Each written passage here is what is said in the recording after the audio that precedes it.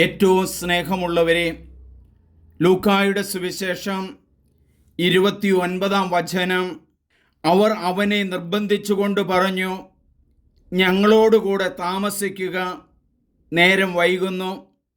പകൽ അസ്തമിക്കാറായി.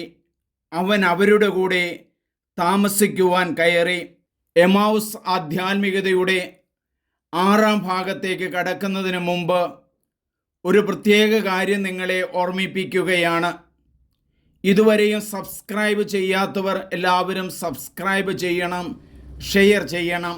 ഞാനിപ്പോൾ പറയാൻ പോകുന്നത് ഈ വചനത്തെ അടിസ്ഥാനമാക്കി വിശുദ്ധ ജോൺ പോൾ മാർപ്പാപ്പ 2004 ഒക്ടോബർ 7-ാം തീയതി ഒരു അപ്പസ്തോലിക ലേഖനം പ്രസിദ്ധീകരിച്ചു. അതിൻ്റെ പേരാണ് മാനെ നൊബിസ്കും ദോമിനെ, നാഥ ഞങ്ങളോടൊത്തു വസിച്ചാലും. ആ അപ്പസ്തോലിക ലേഖനം പല പ്രാവശ്യം ഞാൻ വായിക്കുകയും വൈദികർക്കും മെത്രാന്മാർക്കുമൊക്കെ ഇതിനെ അടിസ്ഥാനമാക്കി ധ്യാനം നടത്തുകയും ചെയ്തു. നല്ലതുപോലെ പഠിച്ച ഒരു വചന പ്രഘോഷണങ്ങളാണ് നിങ്ങൾ കേട്ടുകൊണ്ടിരിക്കുന്നത്. എല്ലാവരും സബ്സ്ക്രൈബ് ചെയ്യണം. മുൻകൂട്ടി നന്ദി പറയുന്നു.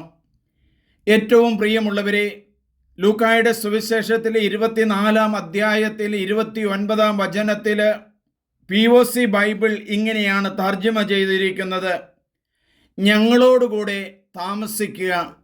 Lord stay with us.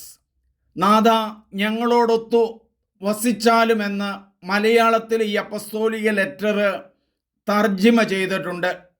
ഇവിടെ ഒന്നാമത് വരുന്നത് സ്റ്റേ വിത്ത് അസ് ലോർഡ്, കർത്താവിനോട് കൂടെ വസിക്കുക എന്നാണ്. ഞങ്ങളോടുകൂടെ വസിച്ചാലും എന്നാണ് 29-ാം വചനത്തിലെ അവസാനത്തെ വചനം പറയുന്നത്. കാരണം അവരുടെ കൂടെ രണ്ട് ശിഷ്യന്മാരുടെ കൂടെ യേശു ജെറൂസലേമിൽ നിന്ന് എമൗസിലേക്ക് പോകുന്ന അവരുടെ കൂടെ നടക്കുകയാണ്. 7 മൈൽ ദൂരമുണ്ട് ഈ സ്ഥലത്തേക്ക്. രഹസ്യമായിട്ടാണ് യേശു കടന്നു വന്നത്. അവരുടെ ദുഃഖഭാരത്താലും വേദനയാലും അവർക്ക് യേശുവിനെ തിരിച്ചറിയാൻ കഴിഞ്ഞില്ല. അവരുടെ യാത്രയിൽ യേശു ചോദിക്കുകയാണ്, നിങ്ങൾ എന്തിനെക്കുറിച്ചാണ് സംസാരിക്കുന്നത്? തദവസരത്തിൽ നീ മാത്രം ഇവിടെ നടന്ന ഈ വേദനാജനകമായ ദുഃഖം നിറഞ്ഞ ചോര നിറഞ്ഞൊഴുകിയ കാൽവരി ഗിരിയുടെ വിരിമാറിൽ യേശു 3 ആണികളാൽ ബന്ധിതനായി മരിച്ച് ഉദ്ധിതനായി എന്ന് ഞങ്ങളുടെ കൂടെ താമസിക്കുന്ന ചില 2 പെണ്ണുങ്ങളും ചില ശിഷ്യന്മാരും പറയുന്നത് കേട്ടു. അവർ കണ്ടിട്ടില്ല, ശിഷ്യന്മാരും കണ്ടിട്ടില്ല. പക്ഷേ കണ്ടത് 2 സ്ത്രീകളാണ്, മഗ്ദലന മറിയവും യാക്കോബിന്റെ അമ്മയും. ഈ അവസരത്തിൽ യേശു എന്തു ചെയ്തു? പഴയ നിയമം മുഴുവനും വിശുദ്ധീകരിച്ചു കൊടുക്കുകയാണ്. തോറ, നബീം, കിത്തുബീം ഇവ 3 വിശുദ്ധീകരിച്ചു കൊടുത്തതിന് ശേഷം വീണ്ടും യാത്ര തുടരാൻ ഭാവിക്കുകയാണ്. അപ്പോൾ സന്ധ്യയായി. ഈ അവസരത്തിലാണ് യേശുവിനോട് ശിഷ്യന്മാർ നിർബന്ധിക്കുകയാണ്. ആ 2 പേര് നിർബന്ധിക്കുകയാണ്. ക്ലെയോഫാസ് ആണോ മറ്റേ ശിഷ്യനാണോ പറഞ്ഞതെന്ന് നമുക്കറിയില്ല.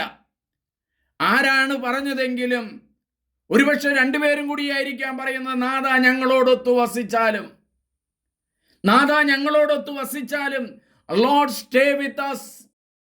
നിങ്ങൾ 2 പേരും കൂടി ഒരുമിച്ച് ചോദിക്കുന്ന ഏതു കാര്യവും ഞാൻ ചെയ്തു തരുമെന്ന് യേശുവിൻ്റെ വാഗ്ദാനമുള്ളതാ.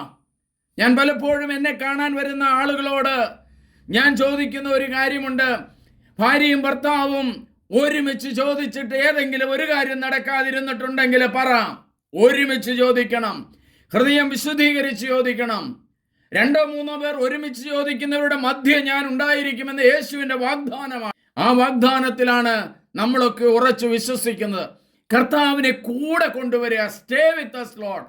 എൻ്റെ ഭവനത്തിൽ യേശു കൂടെ ഉണ്ടാകണം, എൻ്റെ യാത്രയിൽ യേശു കൂടെ ഉണ്ടാകണം. ഒരുമിച്ച് ചോദിക്കണം. എൻ്റെ കൃഷിസ്ഥലത്ത് യേശു ഉണ്ടായിരിക്കണം. നമ്മുടെ ഹൃദയത്തിലാണ് യേശു ഉണ്ടാകേണ്ടത്. അത് യേശുവാണെന്ന് ബോധ്യമായപ്പോഴാണ് ആ 2 ശിഷ്യന്മാർ പറയുന്നത്, ഞങ്ങളുടെ കൂടെ താമസിക്കുക, നേരം വൈകുന്ന സമയം, സന്ധ്യയായിക്കൊണ്ടിരിക്കുന്നു. പകലിന്റെ കാര്യങ്ങൾ അവർക്കറിയാം. പകൽ അസ്തമിക്കാറായി.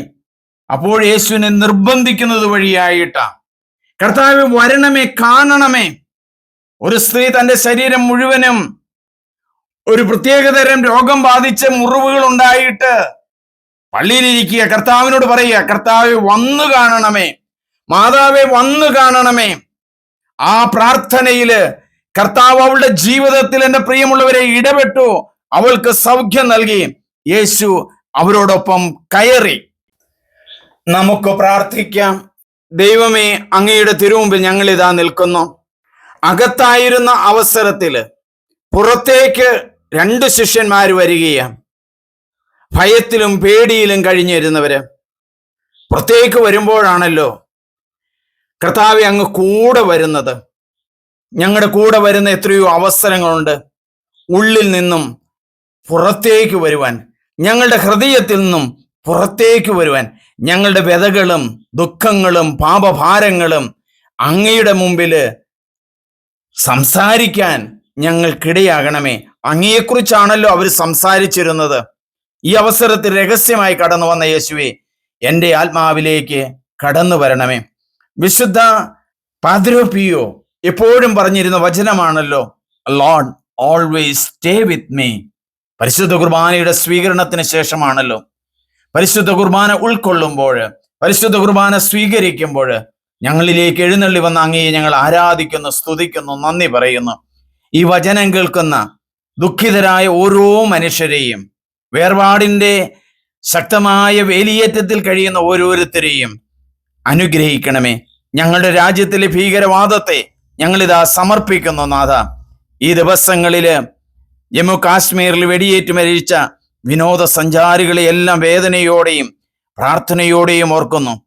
ഭീകരവാദത്തിൻ്റെ ആ മുനകൾ പൂർണ്ണമായിട്ട് തുടച്ചു മാറ്റി ഞങ്ങളുടെ രാജ്യത്തെ സംരക്ഷിക്കുന്ന ഓരോ ഭടന്മാരെയും കർത്താവെ ഞങ്ങളിതാ സമർപ്പിക്കുന്നു. കർത്താവെ, ഞങ്ങളുടെ രാജ്യത്തിനു വേണ്ടി പടപൊരുതുന്ന ഓരോ ജവാന്മാരെയും ഓഫീസേഴ്സിനെയും ഞങ്ങൾ സമർപ്പിക്കുന്നു. കർത്താവെ, കാത്തുകൊള്ളണമേ.